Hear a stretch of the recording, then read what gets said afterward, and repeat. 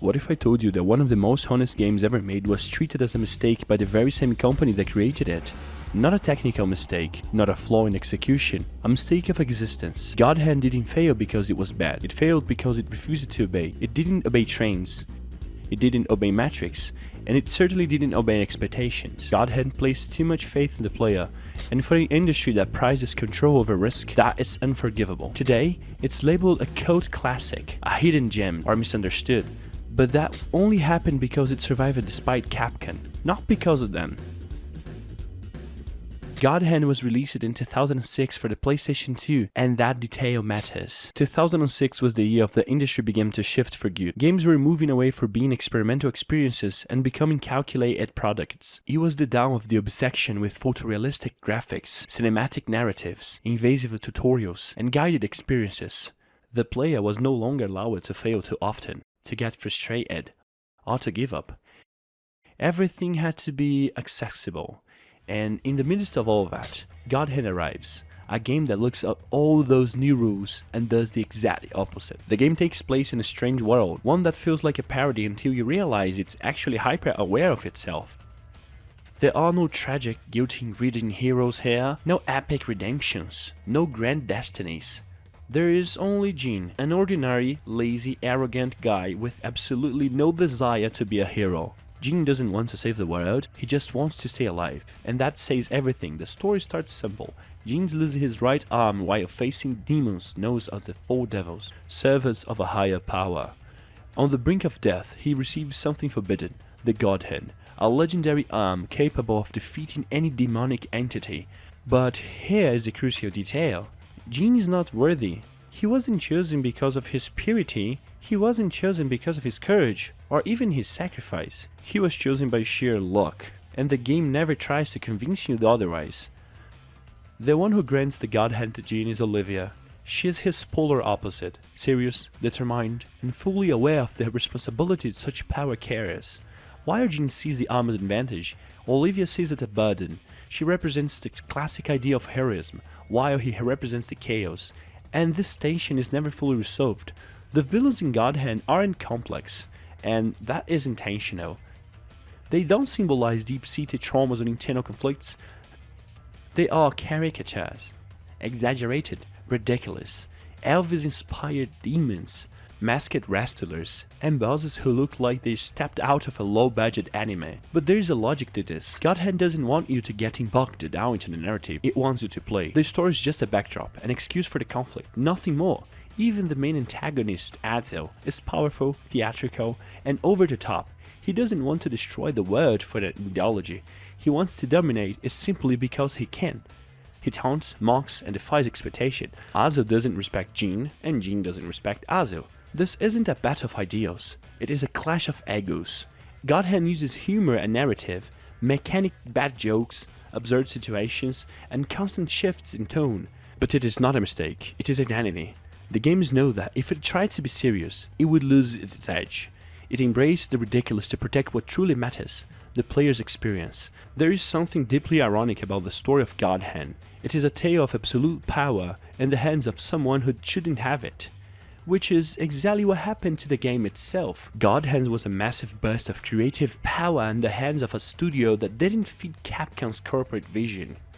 Their story reflects reality. When God Hand ends, there is no grand moral lesson, Jin doesn't become a better person, and the world doesn't change drastically. Evil is defeated simply because someone was stronger, more skilled, and more persistent. That's it. And while that bothers some people, it is remarkably honest. God Hand understands something many games forget.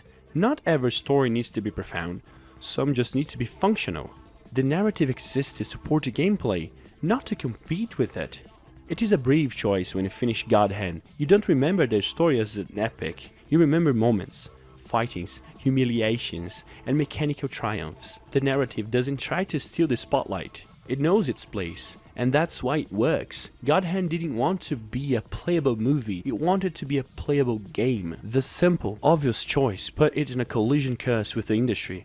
While the market wanted control, God Hand wanted freedom. The game doesn't try to seduce you, It doesn't open with a massive lore dumper to pretend to be important. It throws you into a strange, exaggerated world that looks almost idiotic at first. It launches caricatured characters, ridiculous villains, crude humor, and over-the-top animations. Many people stop it there, but those who pushed through discovered something rare. Behind that aggressive aesthetic was a deeply serious game about design.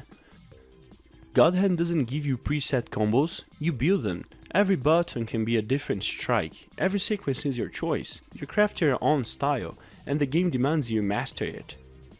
If you button mash, you get beaten. If you rush in without observing, you got beaten. If you try to play like any other action game, you got beaten. God Hand doesn't teach you with text, it teaches you with consequences. And there's something even more cruel and genius. The game adapts to you. The better you play, the more aggressive the enemies become. They attack faster, miss less, and punish more. The game doesn't protect you from success, it punishes you for it. And that is not sadism, it is trust. God Hand trusts that you want to learn. When God Hand was released, it was slaughtered by critics. It was called ugly, dated, frustrating, arrogant, and poorly balanced, but almost none of those reviews understood what the game was doing. God Hand didn't want to be understood in an hour. It demanded coexistence, repetition, and mastery. In an era where games began to over-explain themselves, God Hand demanded silence and attention, and that was interpreted as a failure. Today we have an excess of tutorial games that literally take you by the hand and lead you to the throne of a perfect player. They no longer offer you challenges, but rather a comfortable, quiet experience. They aren't concerned with growth or mastery. Today, a game has to be easy, because if it is not easy, it is not going to sell. A classic counterexample is Dark Souls and From Software's library, which despite being built on difficulty, frustration, and learning through it on a wonderful philosophy, there's still a bunch of people who cry for easy mode because they simply do not want to learn the game as everyone else and master it as everyone does. But God Hand committed the ultimate sin of a modern industry. It wasn't easily monetizable. You couldn't turn it into an annual franchise. You couldn't sell DLC, and you couldn't simplify it without breaking its own soul. It existed because someone had an idea and followed it to the very end, and in the corporate world, this is dangerous. But now I need to move beyond theory, because God Hand is not just a design of study, it's also a living memory for me. When I was a kid, my cousin and I found God Hand in the street market for $5. The cover was weird, the back was flashy, and it looked like something forbidden. We bought it without knowing a thing and rushed it home to play it on PS2. The game was simply incredible, not just good or interesting, but incredible. And yes, we were way below the age rating, but that didn't matter. Every stage got harder, more creative, and more cruel, and we couldn't put it down. And back then, being broke meant one thing: you played the same game for months. There was no backlog, no other opinions, without realizing it. That was the perfect environment for God Hand. We spent months playing only that. We learned every movie, every enemy, every mistake. It reached a point where, even on the highest difficulty, the game no longer challenged us. We had mastered everything.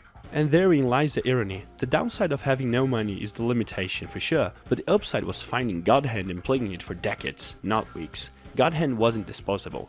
It became a part of who we are as players. And shortly after, Capcom closed Clover Studio, their most creative team, the ones responsible for God Hand, Okami, and Beautiful Joe. It was all buried. God Hand never got a remaster, a re-release, a digital version, or a collection. Literally nothing. Capcom simply moved on, and that's revealing. God Hand doesn't depend on licenses, external soundtracks, or complex rights. Nothing stops its return. Nothing except the corporate decision to pretend it never existed. And today, playing God Hand legally is nearly impossible. Physical copies are too expensive, and none of that money goes to Capcom. In practice, the only way to access this is through piracy, and that brings us the central question: who kept God Hand alive? It wasn't the company, the market, or the critics. It was the players. People who discovered the game late. People who persisted. People who understood. God Hand is a manifesto. It says that the video games doesn't need to be tamed. They don't need to apologize, and they don't need to be easy. It says the player isn't a passive consumer, but someone capable of learning, and that is rare. God Hand didn't fail, it was rejected, and today, ironically, it is remembered as a cult classic. Capcom tries to kill God Hand by erasing its existence, but games doesn't die when companies abandon them, then die when there's no one left to fight for them. And God Hand is still alive because of someone, somewhere, decided not to forget. And now the question on everyone's mind. What was your best experience with God Hand? Which boss kept you up all night? Which one took you hours to beat, only to feel that wave of relief to wash over when you finally did it? Don't forget to leave a comment, drop a like, and subscribe to the channel, and I will see you around.